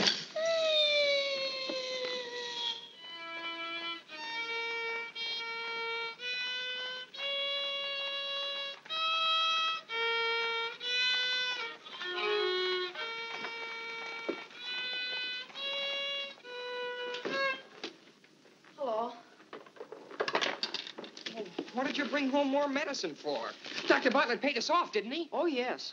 Oh, Jiminy, you scared me. I've got to take $15 right down to McCreary's. I bought a suit there this morning, and I said I'd have the money this afternoon. Gee, that's too bad. What's too bad? Well, you see, Clarence... What? Dr. Bartlett paid us off in medicine. Oh, God! Well, he thanked us, too, for our services to mankind. But my suit, I've got to have it tomorrow. And besides, they're making the alterations. I've got to have $15. Maybe you could offer them 15 bottles of medicine. Oh, they wouldn't take it. McCreary's don't sell medicine. Father. Vinnie, I'm home. Good afternoon, sir. How's your mother, Clarence? Oh, the ride this morning did her a lot of good. She'll be well enough to go to church with us next Sunday. Ah, fine. But, Father, have you noticed I haven't been kneeling down in church lately? Don't let your mother catch you at it. Then I have to have a new suit of clothes right away. That doesn't make sense. I can't do anything in your clothes that you wouldn't do. Well, if my old clothes make you behave yourself, I don't think you ought to wear anything else. Oh, no, you're you and I'm me. I want to be myself. I mean, suppose I should want to kneel down in front of a girl. Why, in heaven's name, should you want to do a thing like that? Well, I've got to propose to a girl sometime. Clarence. Well, not right away, but for $15 I can get a good suit of clothes. Clarence, you're beginning to talk as crazy as you... Hello, Vinnie. You're feeling better today, huh? Much better, thank you, Claire. You don't have to hurry home from the office every day like this. With business the way it is, there's no use going to the office at all. Yes, you do look better, Vinnie. What did you do today? Well, I got a carriage and took the boys for a ride, and we stopped in at McCreary's. And, oh, Claire, I've the most wonderful news for you. Who do you think I met? Mr. Morley. Morley? Never heard of him. Remember that nice young minister who substituted for Dr. Lloyd one Sunday? Oh, yes. Bright young fellow. Preached a good, sensible sermon. Short one, too. Ought to be more ministers like him. Well, Claire, his parish is in Audubon Park. You know, way up above Harlem. Nobody knows you up there. You'll be perfectly safe. Safe? Vinnie, what the devil are you talking about? I've gone all over everything with Mr. Morley, and he's agreed to baptize you. Oh, he has. The young whippersnapper. Very nice of him. We can go up there any morning. We don't even have to make an appointment. Who said I was going to be baptized at all? Why, Claire, you did. Now, Vinnie. You gave me your promise, your sacred promise. You said I'll be baptized. I promise I'll be baptized. Well, what if I did? Claire, aren't you a man of your word? Vinnie, we all thought you were dying. So naturally I said that to cheer you up. As a matter of fact, the doctor told me that's what cured you. Well, it seems to me pretty ungrateful of you to press this matter any further. My being well has nothing to do with it. You gave me your word. You gave the Lord your word. And you're going to march yourself up to Mr. Morley's church some morning before you go to the office and be christened. If you think for 1 minute... What in the name of heaven is that? If you think I'm going to let you add the sin of breaking your solemn and sacred promise... I demand to know what that repulsive object is. It's perfectly plain what it is. It's a pug dog. What is it doing in this house? I wanted it, and I bought it. You spent good money for that? Claire, don't try to change the subject. How much did you pay for that atrocity? I didn't pay anything for it. I charged it. Charged it? I might have known. How much was it? $15. $15? For that eyesore? Don't you call this lovely work of art an eyesore? It will look beautiful sitting on a red cushion by the fireplace in the living room. If that sits in the living room, I won't. Furthermore, I don't even want it in the same house with me. Get it out of here. Claire, you're not going to get out of this room until you set a date for your baptism. I'll tell you one thing. I'll never be baptized as long as that hideous monstrosity is in this house. All right. All right. Clarence. That pug dog goes back this afternoon, and he's christened first thing in the morning. You heard him, didn't you, Clarence? You heard him say that he'd be baptized as soon as I got this pug dog out of the house. You hurry right back to McCreary's with it, and be sure they credit us with $15. Oh, Mother, while we were at McCreary's, I happened to see a suit I'd like very much, and the suit was only $15. Well, Clarence, I'm afraid your suit will have to wait until after I get your father christened. Well, no, I meant that since the suit cost just the same as the pug dog, if I exchanged the pug dog for the suit... Why, yes. Then the suit wouldn't cost your father anything. Why, how bright of you, Clarence, to think of that. I'd better start right away before McCreary's closes. Yes. Now, let's see.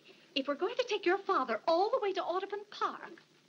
Clarence, on your way back, you stop at the livery stable and tell them to have a cab here at 8 o'clock tomorrow morning. Mother, a cab? Do you think you ought to? We can't walk all the way to Audubon Park. But you know what a cab does to Father. This is a very important occasion. All right. Get one of their best cabs, the kind they use at funerals. Well, those cost $2 an hour, and if Father gets mad... Well, if your father starts to argue in the morning, you remember. Oh, he agreed to it. We both heard him.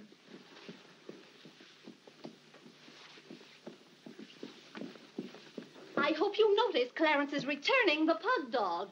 Well, that's a sign you're getting your faculties back. Don't dawdle, Clarence.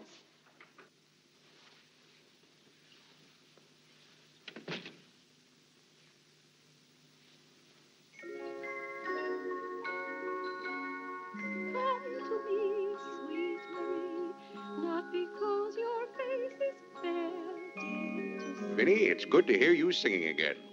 But your smile so pure and sweet makes my happiness complete, makes me falter at your feet, sweet Marie.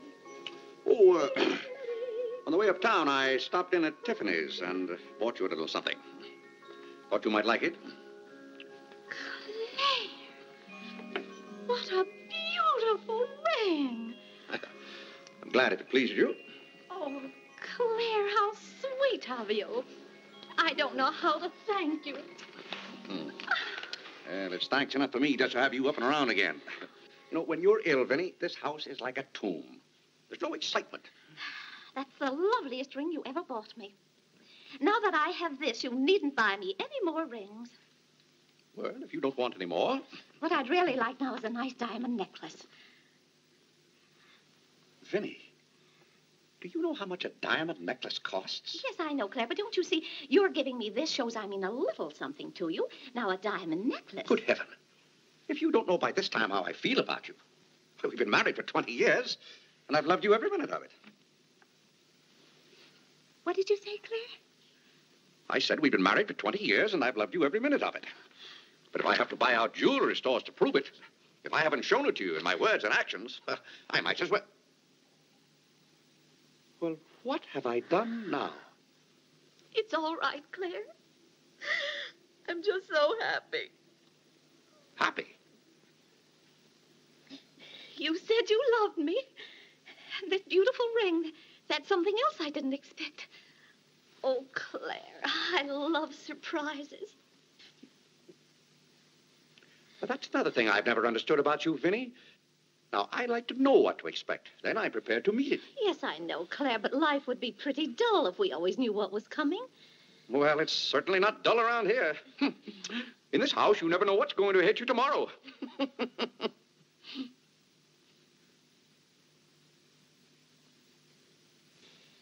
Every daisy in the dell knows my secret, knows it well, and yet I dare not tell thee, sweet Marie, sweet Marie, Sweet Marie, come to me,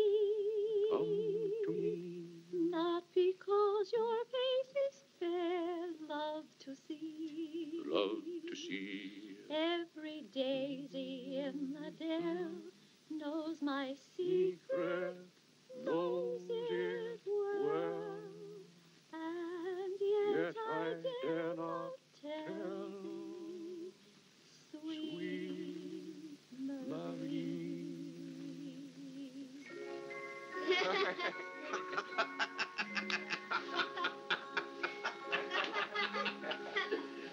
Well, then, Harlan, the very... Who are you? What's your name? Margaret, sir. Can't be Margaret. We've got one Margaret in the house. At home, they call me Maggie, sir. All right, Maggie. If her name's Margaret, that's a good sign. Maybe she'll stay a while. Do you know, boys, your mother used to be just the same about cooks as she is about maids. Never could keep them for some reason. Well, one day about 14 years ago... Yes, it was right after you were born, John. My, you were a homely baby. Thank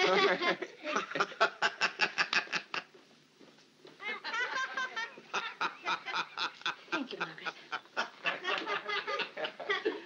Good morning, boys. Good morning, Good morning, Mother. Good morning, Claire.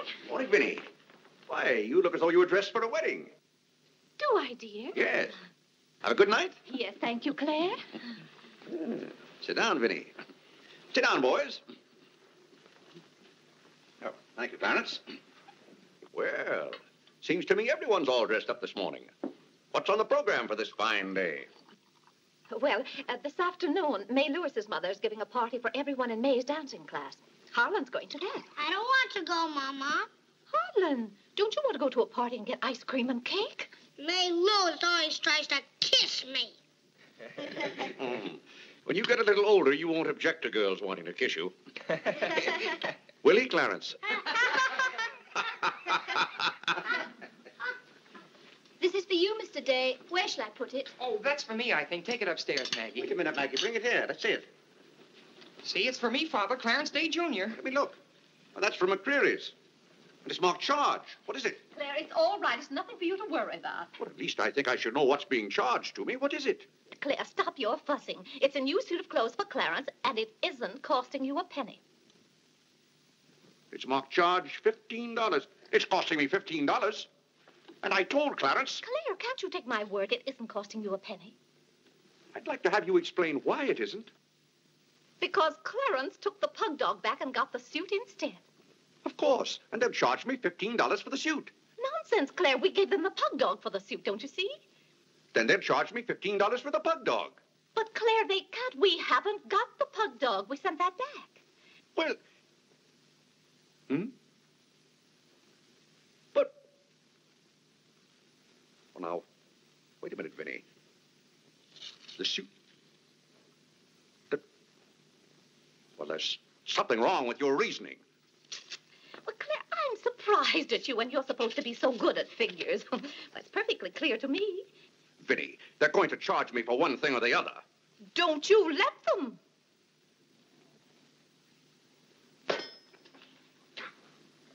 Well, McCreary's aren't giving away suits and they aren't giving away pug dogs. Why, it should be clear to a child that if Clarence sent the pug dog back, they'd... Well... I will not have that botanical freak in this room. John, have you been going around this town selling medicine? Yes, Mother. Dog medicine? No, Mother, not dog medicine. This letter from Mrs. Sprague says you sold her a bottle of this medicine and that her little boy gave some of it to their dog and it killed him. Now she wants $10 from us for a new dog. Here, let me see that letter. Well, he shouldn't have given it to a dog. It's for humans. Why, it's Bartlett's beneficent balm made from a secret formula. Have you been going around among our friends and neighbors selling some patent nostrum? But it's good medicine, Father. I can prove that by Mother. Vinnie, what do you know about this? Well, nothing, Claire. But I'm sure John... No, I mean that day Mother was... That's enough. You're going to every house where you sold a bottle of that concoction and buy it all back. But it's $1 a bottle. I don't care how much it is. Here, I'll give you the money now. How many bottles did you sell? 128. 128? Claire, I always told you John would make a good businessman. Young man, you'll have to come down to my office with me. I'll give you the money to buy back that medicine. $128. And $10 more for Mrs. Sprague's dog. That's $138. Thank you, Vinnie. But it's all coming out of your allowance. That means that you'll not get another penny until the whole $138 is paid up. I'll be 21 years old. Oh, Gad! What's the matter, Claire? What's wrong?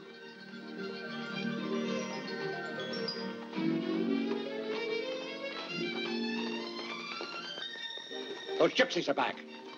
Don't anyone answer the door. They're moving in on us again, bag and baggage. I won't have it, I tell you. I won't have it. Now, Claire.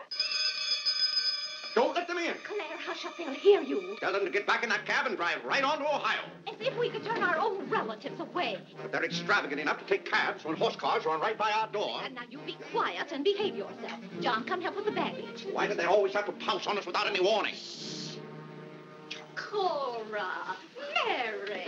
Well, it's so good to have you back again. How are you, Vinnie? We've been so worried about you. Oh, I'm fine now. Did you have fun in Springfield? Was it? John. My, you're still growing. Thank you, Cousin John, Cora. go get the baggage. There's Whitney. How are you, darling? Fine, thank you. And little Harlow. Hello. Have you been a good boy? No. Claire, the girls are here. Cousin Claire, here we are again. My, it's so nice to be back. How do you do, Mr. Day? How do you do? Come and sit down and have some breakfast with us. Oh, we had breakfast at the depot. Well, we've practically finished ours. I haven't finished my breakfast. Well, then sit down, Claire. Come and have a cup of coffee anyway. Oh, Mary, you, sit over Vinnie. there. Cora, Maggie, clear those places. My, this seems so natural. Claire, don't let your kippers get cold. Maggie, serve some coffee. Yes, sir. Oh, where's Clarence? Well, he must be upstairs moving his things so you can have his room again. Oh, Vinnie, we can't stay overnight. Grandpa Ebbets has been sailing very fast, and that's why I have to hurry back. We're leaving on the 5 o'clock train this afternoon. Well, Cora, it certainly is good to see you again.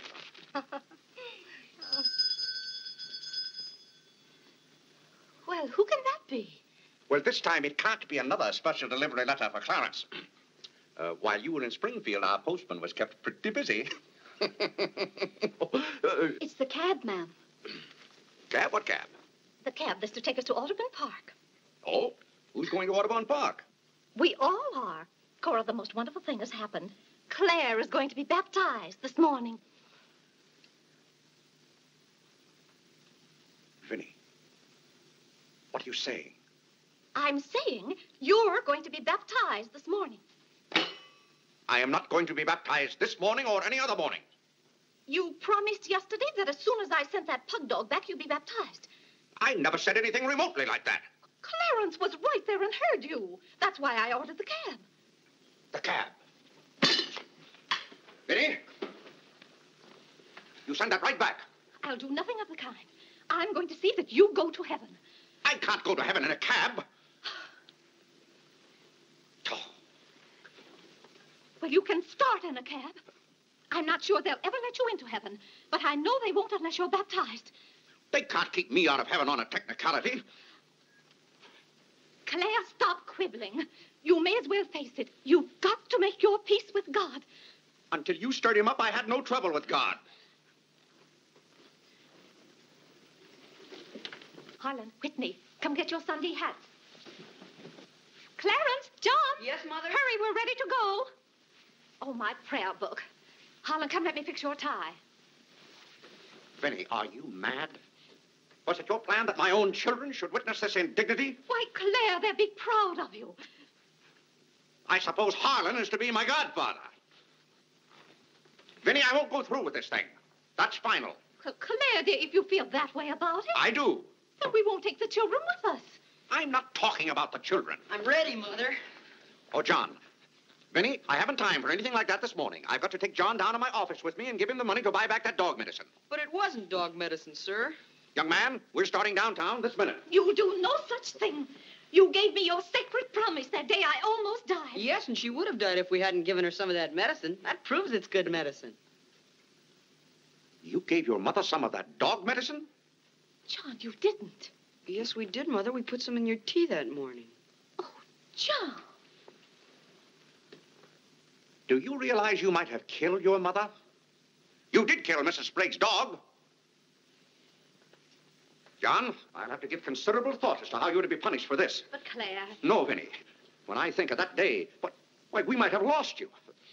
You're all right now, thank heaven. But what I went through that afternoon, the way I felt, I'll never forget it. You've forgotten it already. What do you mean?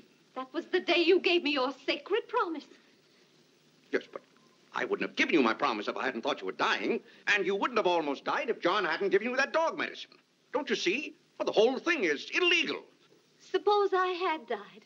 It wouldn't make any difference to you. You don't care whether we meet in heaven or not. You don't care whether you ever see me and the children again. Now, Vinnie, you're not being fair to me. It's all right, Claire. If you don't love us enough, there's nothing we can do about it. But that has nothing to do with it. I love my family as much as any man. All my life, I've struggled and worked just to... Gad, there's that cab. Vinnie, you're not well enough to go all the way to Audubon. Oh, I'm well enough if we ride. But that trip would take all morning. And those cabs cost $1 an hour. This is one of their best cabs. This costs $2 an hour. Well, then why aren't you ready? Get your hat on. Oh, tarnation! Hallelujah! Amen! Young lady, if it hadn't been for you, no one would have known whether I was baptized or not.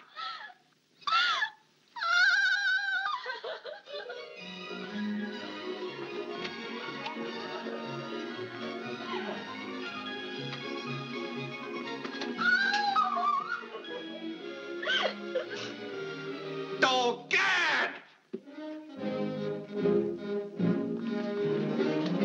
Good morning, Mr. Day. Going to the office? No. I'm going to be baptized.